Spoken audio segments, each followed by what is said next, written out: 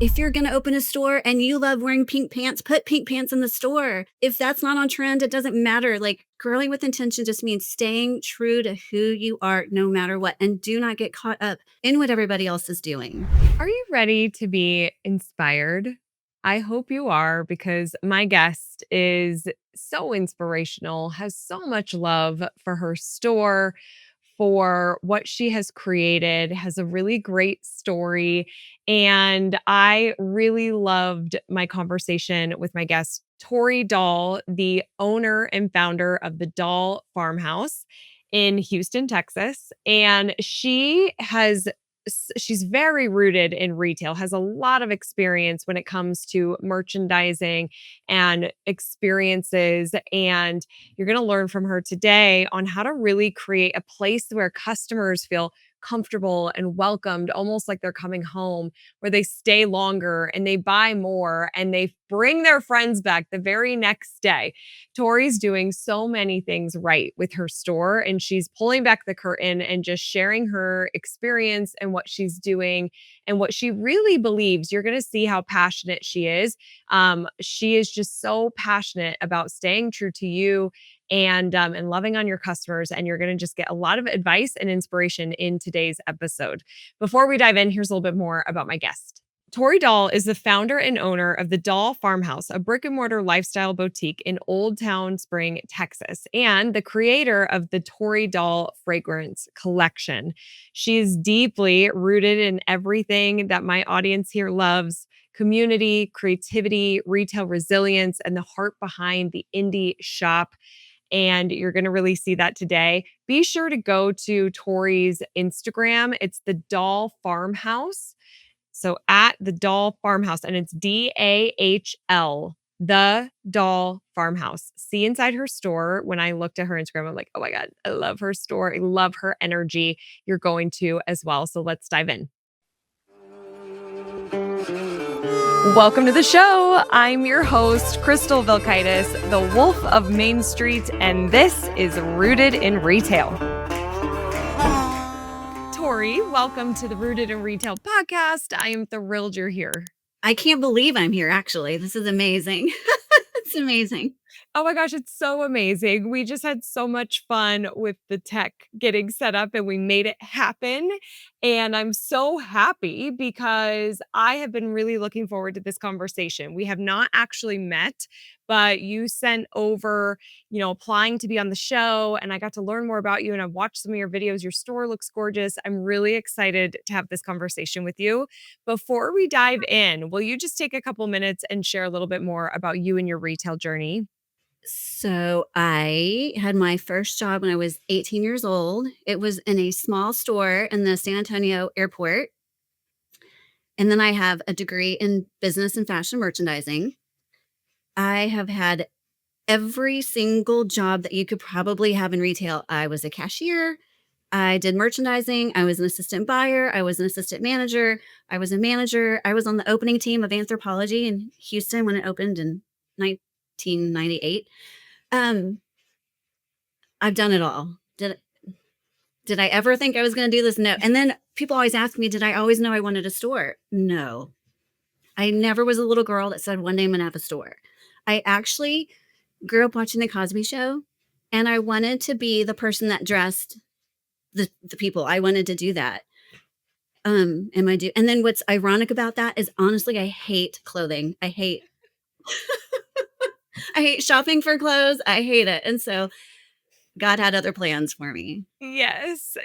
Well, so when did you launch your store? And tell us a little bit about your store. So I always tell people that everything happens for a reason and that God puts people in our lives for a reason. I became a stay-at-home mom in 2002. So I got out of the retail industry, but I was still being a creative. I was still making t-shirts. I was still doing jewelry. And then in 2019, a little bit of a backstory. That's really part of the story. So opening Anthropology has a huge effect on how a store should look, sound, smell, the aesthetics of a store. At the same time, my husband and I bought a 100-year-old farmhouse, and it had been abandoned for 60 years. So during that time, Anthropology, we had to have candles lit all the time. And then at my home, I was doing everything I could to make our home not smell like a 100-year-old farmhouse. So I would burn candles, and my husband would call me at the store and say, "Tori, you left a candle burning, you're gonna burn down our house." Oh, no. And then Anthropology, um, people would leave candle burning, and so I would get a call from the fire department, someone left a candle burning. So that's kind of part of my story too, because then fast forward to 2019, um, I was still buying candles, but I was also just, but what I had started noticing was you would buy a candle and it started they would all smell different at the very beginning, and then halfway through the burn, they all kinda started smelling the same. So 2019, I thought, "I'm gonna figure out a way that I can make but I wanted to do a wax melt, I didn't wanna do a candle. I'm gonna figure out a way that when I burn something, it'll smell the same the entire time, just disappear. Like, the scent will just totally disappear, but not just fade." So in 2019, got started doing that, and then 2020 lockdown happened, so we were all at home, and I really realized that I love blending fragrances. So that's kinda how that started, okay? We had been members of a gym before 2020 for a long time, and at the gym, when you always work out the same time, you see the same people? Right. Okay. So there was this big guy, and I named him the teddy bear. I had no idea what he looked like, and after, like, I don't know, a couple months, he introduced himself, and I live in a small suburb outside of Houston, and one day he said, "Have you met my friend the actor?" And I said, "What are you talking about? In Cyprus, there was an actor?" And he's like, "Yeah." So a couple of weeks later, I met the actor and never really talked to these individuals, but we'd see them around. And then I told my husband, I'm like, "Oh, you have to meet the actor." So we found out what show he was doing. We watched his show. And maybe that was like 2018. So, like, for 2 years, you would see this person on and off. And then 2020 happened and we stopped going to the gym. We created a home gym at home. So I wasn't going to the gym, but I did. In 2023, I went back to the gym. And who did I run into? The actor. So in 2023, I was doing my business. I was online, like, just no, not anywhere, just online. And so I ran into the actor and he says, "What have you been up to?" And I said, "Oh, I started a small fragrance company." And, "Oh, that's cool." And I said, "Are you in anything?" He's like, "No, not yet." Well, 2 weeks later, I got a DM from the actor. And I'm going to pause you right there because I grew up in San Antonio and in New Braunfels, and they're very big touristy towns. And most of my retail was with tourism. It wasn't people looking for a white shirt for a wedding or something. It was just fun tourism. And so I loved that. And moving to Houston is not like that. It's not very, it's not like green. But anyway, okay, so that's part of my story. So when people thought, "Would you ever open a store?" I'm like, "Never in Houston," because it's not my vibe. It just wasn't my vibe. Okay.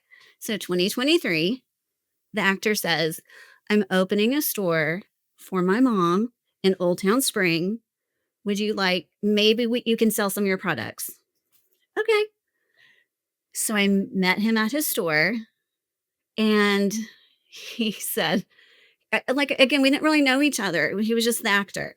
So he said, "Yeah, there's this wall. Maybe you can, like, put some stuff on this wall." Well, I started telling him all about my background and stuff. He's like, "Okay, well, maybe I need to call my brother. Let's meet with my brother." We talked for 2 hours. We go back to the store and he's like, "How would you like to rent this room?"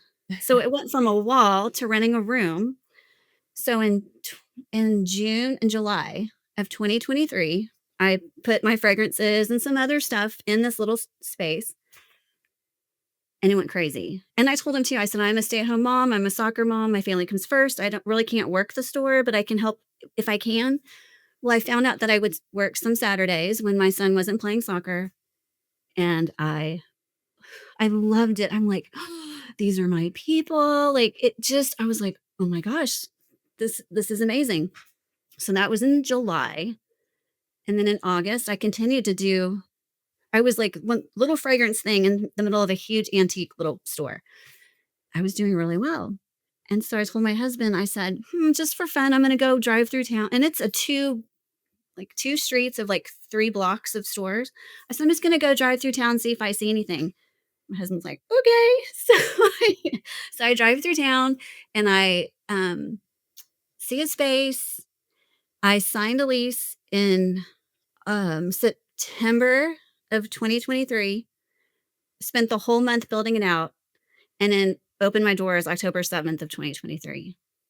All Amazing. because of meeting the actor The in Imitation. actor at the gym. Oh my gosh, I love it so much. What a fun story. And man, he met the right person too. Like for him to be creating this store and all of your experience, you are so rooted in retail. Like just very divine timing, I feel like there are no coincidences. That was all meant to happen. Everything happens for a Yeah. reason. Yeah. I love it. Okay, now yeah, go ahead. Well, no, and one of the things too that's really important is that that month, when I say we did the build out, if I could show you pictures, it was we did the entire build out, the build out for me buying the products and putting the products in my store and making products in 1 month. And there were times and moments I would look around the store as we're doing, and I thought to myself, and I would cry. I'm a crier. I cried and I thought I'm doing this because every single job that I've done my entire life since I was 18 has led me to this moment, Yep. and that's why I'm able to do it. So that's a big part of the story too. You had this like life training, and now here's this moment of your store with your products, like just really incredible. Congratulations. And I really do encourage people, we'll link to your Instagram and site to go check it out because you've got some good videos on there and it just really beautiful store. And I'm so excited to talk to you today because part of, when you were submitting to apply on the show, you said, grow with intention, not imitation. And I loved that. So, what does grow with intention, not imitation, really mean to you? And can you share a few specific moments where you chose to trust yourself instead of following what everyone else was doing? Growing with intention, and I could scream this from the rooftops. It's do you. Like, if you're gonna open a store and you love wearing pink pants, put pink pants in the store. If that's not on trend, it doesn't matter. Like, growing with intention just means staying true to who you are no matter what, and do not get caught up in what everybody else is doing. I don't know how, like, I wish I could just scream that at the top of my lungs. And so, Yeah. and an example of that, Yeah. I thought about this, and it starts with the name of my store. I started with my fragrance company, okay, and I named it the Dahl Farmhouse. When I was gonna open my store, I thought about that. I thought, "Do I want to put farmhouse in the name? Because this is 2023. This isn't with Chip and Joanna Gaines and Farmhouse. Farmhouse is not popular anymore." And I thought, "If I put farmhouse in the name, I'm going to be turning people away. They will never walk in my door just because it says farmhouse." But I stay true to who I am because I made restoring our farmhouse is part of my journey, part of my story. I made my first product in our 100-year-old farmhouse kitchen. And s- and my and for my store, I knew I wanted to create a place that felt like a home. And so I thought I have to call it the Doll Farmhouse. So it's as simple as what you name your store. I mean, that is staying true to who I am. And I've had my store for 2 years, and I'm on the 2nd floor of this cute little building, and I can look down and I can see people point up and walk on by, and I think, "Okay, that they're not my people." But I'm not gonna change my name. It's who I am. And guess what? The people that walk in, they're my people. Yes, exactly. And we'll talk more about that too. But I just feel like in today's world with social media, I mean, you have been hearing the word authenticity so much, but it truly is what sets people apart and what allows us to choose our people. And we're not going to be for everybody. It just doesn't work that way. And the more clear you are and you claim that, then the easier it is for your people to find you. And then also, I think that it's less draining. There's less opportunities for burnout because you are just being aligned with you and authentic with you. And so I just love intention, grow with intention, not imitation. So, so good. And Be and one of the things too is, another example is my fragrances. I create fragrances that I love. I wanna wear them. I wanna have them in my home. I do perfume workshops in my class, and so I can see what the scents that other people like. And I'm always asked, "Do you have patchouli?" There's I mean, it's complicated when it comes it's easily it's fragrance blending can be complicated. But anyway, so patchouli is a very popular fragrance. People either love it or they don't. Right. I cannot stand it. Yeah, I'm not a fan. I don't offer it in my workshop because I don't want to smell it. And I tell the people, I'm like, I don't offer it because I don't want to smell it. People ask me all the time to create one. And that's another thing, staying true to who I am. I'm not going to create it because I don't love it. I have to love it. Yeah. You get the choice. That's what's amazing about being an independent, being a small business owner, like, you have that choice. Yeah. I love it I have so one much. more fun example about Yeah, that, please. being Yeah. authentic. Have a fragrance company, but my store has a little bit of everything, but like niched a little bit of everything. And I do carry a little apparel. This is one of the sweaters I carry. But if you looked in my closet, I have creams, blacks, whites, and grays. I am a neutral girl. I I know what's trending. I don't really read trend reports because I don't care. Like, I break all the rules. I break all the rules. I don't read trend reports. I don't care what everybody else is doing. I'm going to do what I do. And my favorite example is I have maybe like 6 sweaters or some pants, but they're all cream and neutrals. And this customer was checking out one day and she said, Tori, I came back to town. I was trying to find you. I was in town walking around. I couldn't find you. And she said, I stopped in and asked a couple of stores. I'm looking for the neutral store. I'm like, oh my God, that's me. On And so brand. Yep. that's what it's about. It's someone saying, "Oh, it's a store that carries blah blah blah." Mhm. Well, if you do not have that identity, how can they call you out? How can they identify you? Right. Yeah, But leopard print's popular. I mean, there's prints are popular, but you're never going to see that in my store. But what I will do is I will send you next door to the girl that has leopard print. exactly. Yeah, exactly. I love it. Those are such good examples of just really being true to you. And I feel like some of this also comes from self-trust. Like, as I was learning about you and reading about you, I was like, I feel like Tori's has a superpower of self-trust because not everybody has that. And I think in business that can be really challenging to trust yourself. And so you, like you were saying, you break the rules, you haven't created your perfect customer avatar, you're not listening to the trend reports. So how did you learn to listen to yourself so clearly? And how can a retailer strengthen that muscle if self-doubt is kind of getting in the way or is loud? So I thought about that a lot. And I think it's years of experience. I think I was born this way, and I think my mom had a lot to do with it. So I'm a firstborn. I do believe in birth order. So I'm firstborn. I'm highly motivated, but I am that girl. So I remember there's a story. My mom says that when I was in kindergarten, before kindergarten, I used to color and I used to be a perfectionist and OCD, like have to color.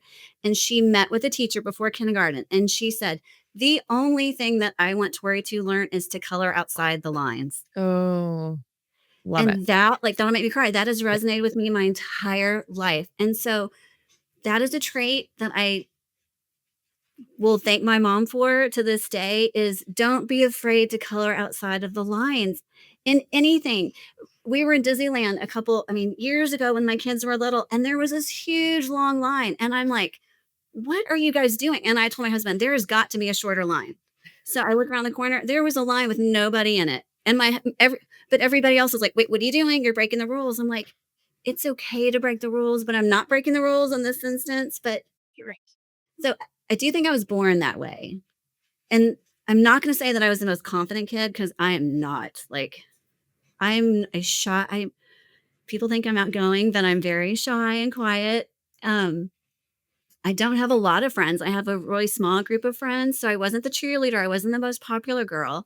But I think yesterday was my 53rd birthday. Oh, happy birthday. So I think that you just have to continue to trust who you are and grow. But I do think that confidence in who you are does come with age. I do think that's a gift that we get with age. Because if I were to open a store when I was 21, I think I would have been chasing the trends. Right. So that's a hard one to answer because I am always in awe of young girls that open younger, that have never worked in the retail industry, really don't know a true sense of who they are. Fascinates me Yeah. because I'm the complete opposite. I've done all the things and then I'm 53. Yeah. So Well, you did. I mean, you spoke to something that is so true that when you do have experience, that's going to help confidence, right? The more you do, you're going to have more trust in yourself and more confidence in what you're doing. But the ability to really lean into what you want to design and who you are, I think can be challenging no matter the age. I feel like actually when I was younger, I was more naive and I feel like in some ways I had more confidence than as I got older. You know, there can be more to lose when you get older and more to risk. And so you have to find that internal compass and really trust yourself. And when you know yourself, I'm actually writing a business book and I'm talking about some of this in it. You know, the more that you really know yourself and understand yourself, it allows for that authenticity. You can stake that claim. I will not have animal print in my store. That is not my jam. Like, and I'm fine with that. And so I just feel like anybody that's listening, you know, we can get so busy in our lives that we forget about us. We forget about me, right? Like we don't spend that time being internal and checking in and what do I want and what do I love and who am I? And we evolve. Like we change. And so it Right. right? You could change, but I just think it's important for listeners to follow your inspiration, and if they need some of that check-in time with their self, I hope they take it. And at the end of the day, too, I think it's having faith. I just think have faith that it's going to work out the way it's supposed to work out. And you hear there's a lot of stores closing, right? You hear that. But I think, okay, you had your store. And what did you love about that store? If you loved merchandising, you can go be a merchandiser. Just because you close your store, you did that chapter and that was amazing. But I just think have faith that it's going to work out the way that it's supposed to work out. And I do a fun story about that. I was thinking about is not retail related, but it is about having faith and about when I was younger, I am not athletic at all whatsoever. But when I was in junior high, I wanted to be a cheerleader. All my friends were going to be a cheerleader. I wanted to try out. I had no idea what I was doing. But guess this crazy girl, I tried out anyway, and I didn't make it. And it wasn't until maybe 2 years ago. So what, 40 years later, I'm listening to a book and it talked to something about that. And I thought to myself, oh, I started just sobbing because I thought, I am a cheerleader. It just looks a lot different than it did when I was 14 years old. I root on people every single day. I inspire and motivate every single, so I am a cheerleader. So when I say have faith, it's like, it might look a little different than what you thought it was going to look like, but it is how it's supposed to be. Yeah. Oh, I love that. I feel like I needed to hear that too. I think a lot of listeners needed to hear that. My word of the year is trust. So very similar, right? Just trust. It's okay. It's going to work out. You got as long as you're aligned with you and you're following your internal compass, trust, have faith. So good, Tori. Are you looking to be the retailer that everyone knows and loves? If you are, we can help support you inside of the Independent Retailers Association. We have a lot of different tools that can help you grow your visibility, connect deeper with your customers to really create lifetime relationships. We've got training on marketing and social media kits to make social media so easy for you every single month. Plus, we have an amazing community inside that you can ask questions and get advice and share your wins. I'm in there, my team's in there, and all of our other hundreds of retail members. And at the pro level, you can tune in every other week to our Retail Pro strategy calls where you get access to incredible pros in the retail space who are experts in all aspects from merchandising to sales to texting to becoming a destination to hearing from fellow retailers who are knocking it out of the park with their events. We have so much great content inside of the Independent Retailers Association, which we call IndERA. So we have a couple of different levels that you can join, starting at just $25 a month. I would love to see you inside. This is a way for us to connect, go deeper, and really help grow your business so you can become the store that everybody knows and loves. We'd love to see you there. You can go to joinindera.com to learn more. That's joinindera.com. All right, let's get back to the episode. Okay. Now, what advice would you give a listener who feels burnt out or out of alignment with trying to keep up with it all? There's so much we all have to keep up with. So, what advice do you have for them? You cannot do it all. I'm going to say that.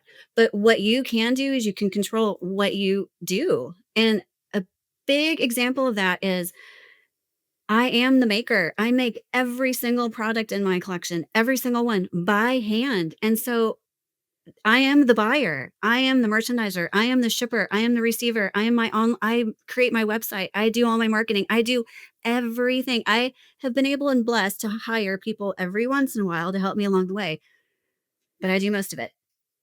Because of that, I made the decision when I opened my store, I can't open every day.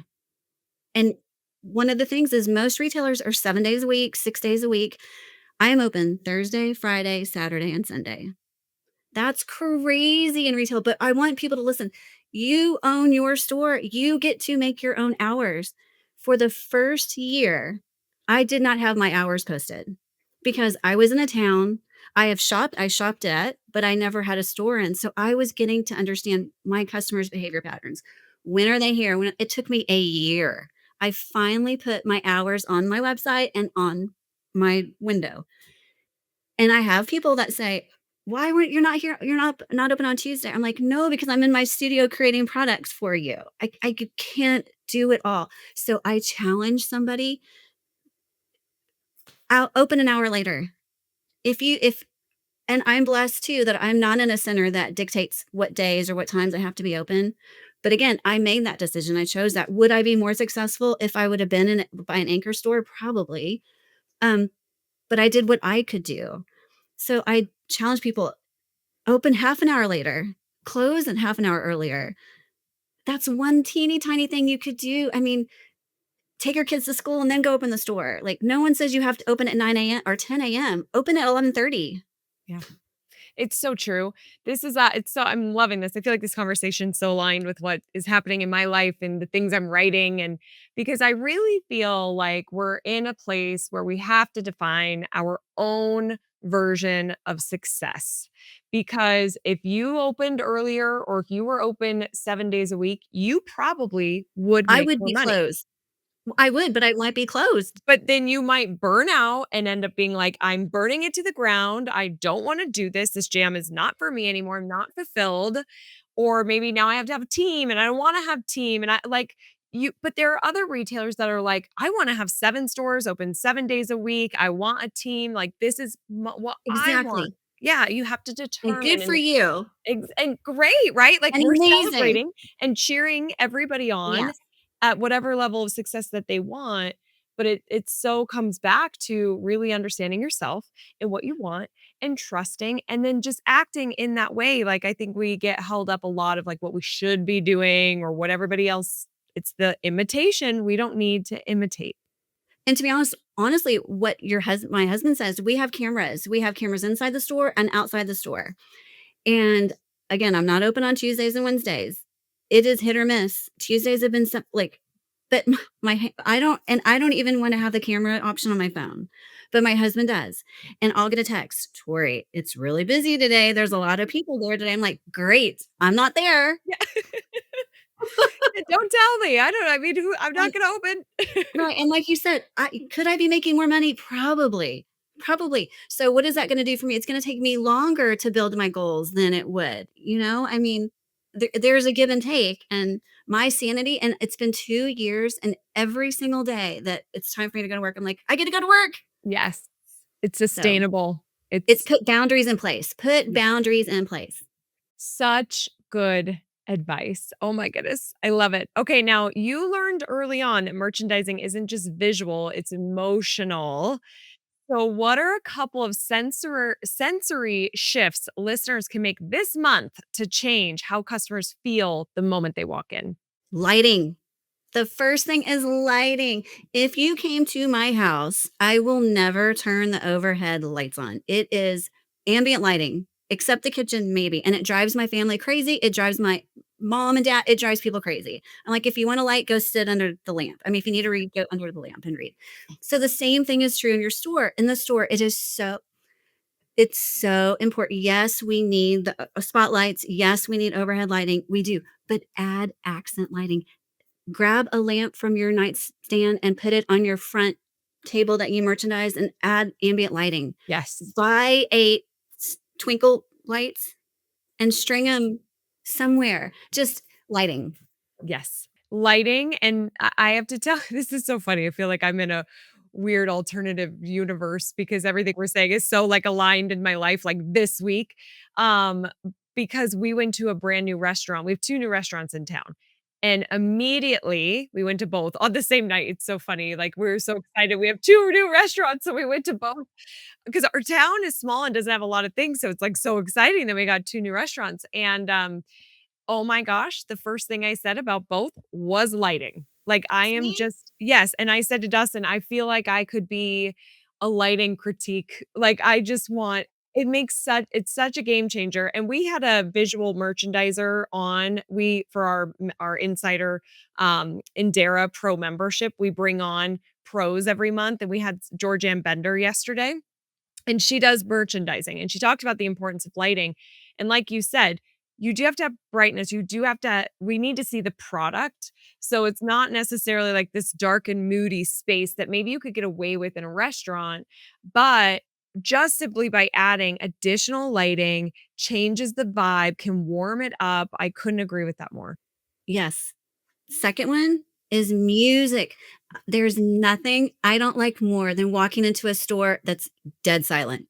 Same. Music. And I say, grab your iPhone, buy a small Bluetooth speaker, and put on music. And I will tell you something, you're gonna get shoppers are gonna spend more money. When you walk into a store, when I walk into a store, it's quiet. I feel like I can't talk to my friends. I can't. They're hearing every thought that I have in my brain. I mean, Right. so it helps people shop and spend money if there's music. It's so retail is so psychological. It's so true.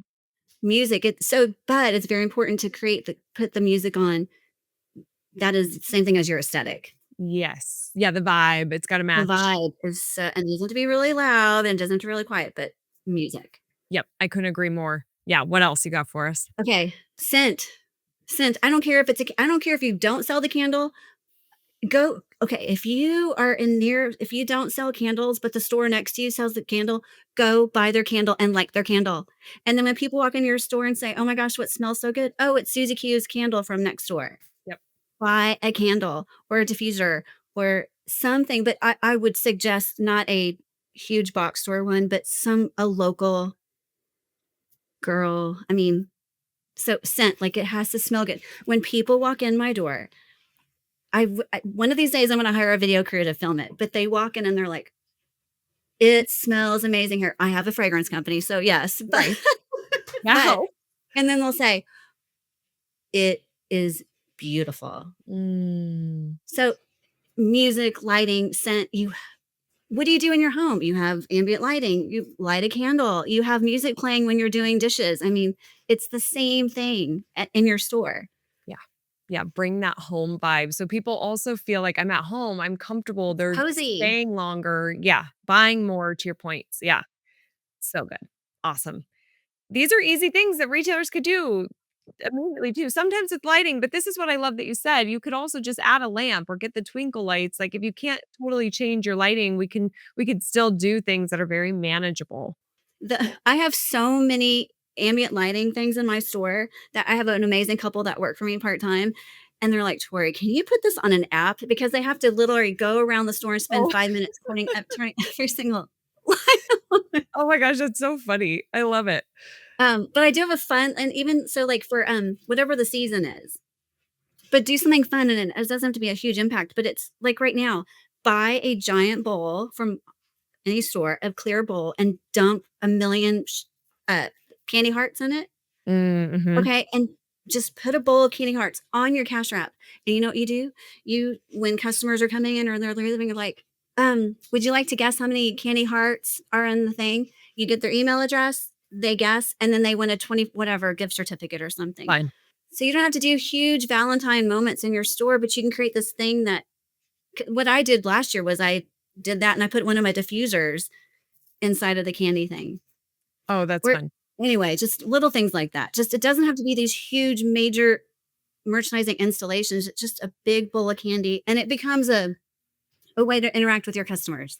Yeah, it does. It's that connection, it's interaction, it's memorable, they stay longer, it's fun with the guests. I love the guessing game, plus you're getting their contact info, which we love, so So good. Awesome tips that we can implement right away. Now, before we go into the resilience round, you've built a community where customers feel seen and keep coming back with friends. You even said that customers will bring friends back the very next day, which is such a dream. I love it. Oh, it's so good. So, what daily human practices do you believe matter most in turning customers into true super fans? Okay. My husband's like, "Don't you dare cry." But You can cry. to be honest, it is just like I this is very morbid too, but love and gratitude.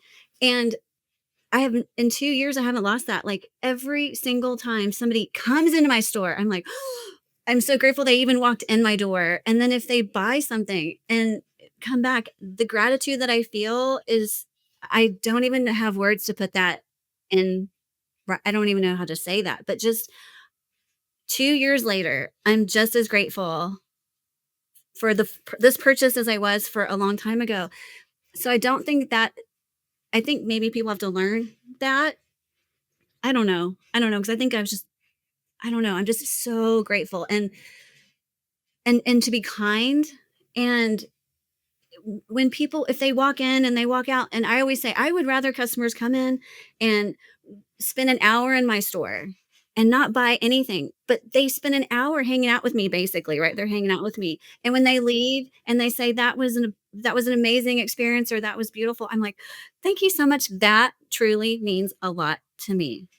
And I've had shoppers say I had a big group of women and they were shopping and this one girl was like, "I don't even like shopping, but that was so much fun."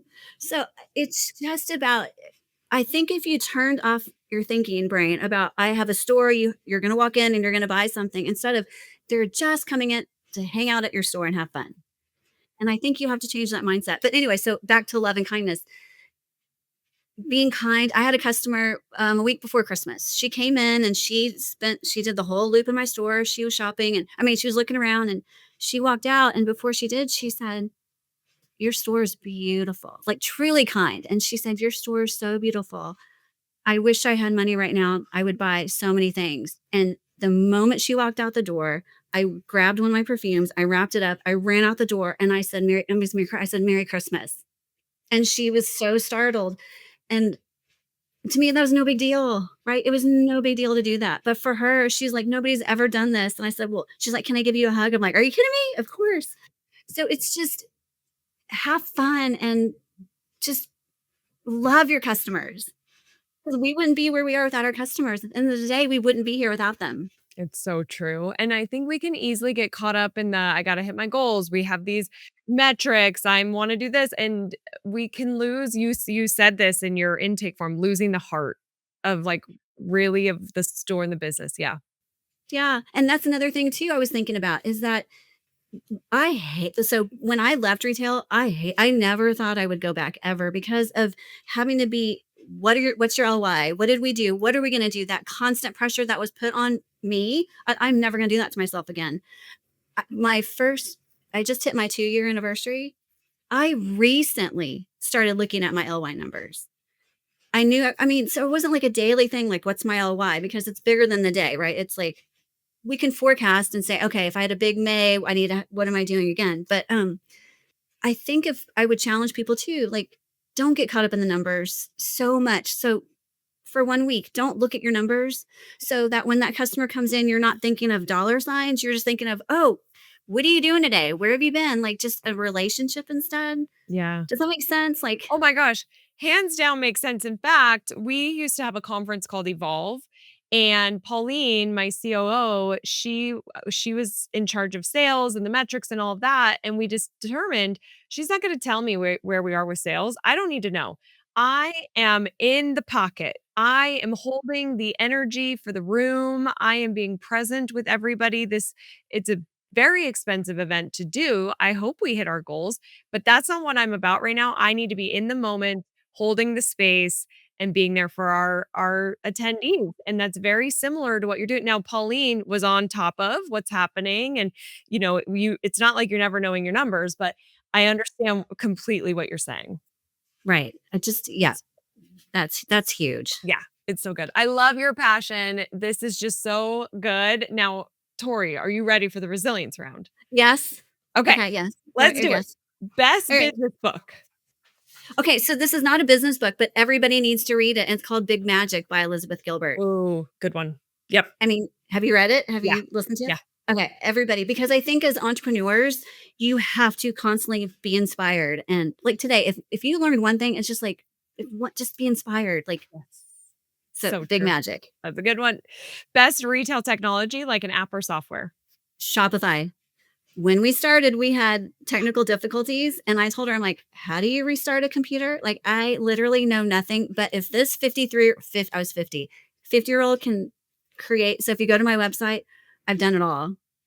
I'll Awesome. figure it out. But it is so user friendly. And especially now, it was kind of hard to generate reports before, but now it has an AI thing at the very beginning. So you can Great. literally type in, give me my sales report for my top selling product, and it generates a report for you. So Shopify. Yes, couldn't agree more. How do you keep up with the ever-changing retail landscape? I try my best. I try my best. And again, I don't get caught up in what everybody else is doing. Mhm. I listen to podcasts all the time. I'm constantly learning. That is the number one tool. Continue learning. Just because I have all this years of experience doesn't mean I know everything. I don't. Things are constantly changing. So I'm always learning new things. Yep. I couldn't agree Listening. more with that And too. that's why I'm Yep. so excited to be here because I you're in my know. Which I'm so glad you're here. You're doing great. You were knocking this out of the park. So good. If you had to start your business all over again, what's one thing you'd do differently? I don't believe in looking back. Okay, I don't believe in Mm. regrets. So I truly had to really think about this. I'd hire a bookkeeper right away. I am not a numbers girl, like, meaning like finances is not my jam. So I didn't do it until year 2 or this, yeah, or after a year. I ran my own reports and I did my own QuickBooks, but hire a bookkeeper. Yep. Yep. That way you can stay in that inspiration and yeah, Yes. bookkeeper's Yes. key. Yep. Finally, Tori, what do you think the future of independent retail looks like? That was a hard one too for me to think about. Okay, but I a lot has changed. I think you Mhm. have to do all that. I think you have to put yourself out there in a lot of ways. I think you can't just have a brick and mortar and expect people to walk in your door. I think you have to be multi serve a lot of people. And so for me, that looks like my brick and mortar. That's my most fun because I actually get to have Mhm. relationships with people. Online sales, website, um, pop-ups. I do think that stores have to do pop-ups. I only do 2 a year because I it's physically demanding on me with my products that I have to do pop-ups, but I just think you have to spread your wings. Some of my best customers have come because Houston's like this and I'm way out here. So I'm not in the loop Houston. So, but my pop-up is in the Houston. Nice. Yeah. So some of my best customers have been from my pop-up. So be very cognizant of what pop-ups you do, but that. And then I recently started a subscription box for perfume. And I did that because to me, relationships are really important. And online, I have a very disconnect with that. So to me, the subscription was able for me to have my own little people that I can have a personal relationship with. But so the future is I think you just have to put yourself out there in more ways. Mhm. And then if we're just talking brick and mortar, I think you have to really make it more human. And however you can, you have to make it more human. And when people talk about experiences, I don't necessarily think you have to do all of the things, but it's just more human. And and I do think that to successful stores need to narrow down their niche of products. I Mhm. think that I try really hard in my store. I don't sell anything that's on Amazon. So I want it to be not necessarily since I'm a maker, I try to fill my store with other makers. Yep. And when I can't, I want it to be made in the USA, or if it can't, I want it to be Italy, but I don't want anyone else to carry it. That's my Yeah. thing too. Like if you're doing this and you start doing this, and I'm going to do it this way. Yeah. So be very specific on what you're carrying. And that's hard. I think, and then again, I'm glad I don't do apparel because I think that's really hard Yeah. in this day and age Yeah. It is. It is. for I mean, overlapping so stores. many good tips there. Omni-channel, be human. Sometimes when people zig, you zag, just that authenticity, like very good. I love it. Tori, how can people connect with you and learn more? Instagram, The Dahl Farmhouse, Facebook, The Dahl Farmhouse, and then my website, dahlfarmhouse.com.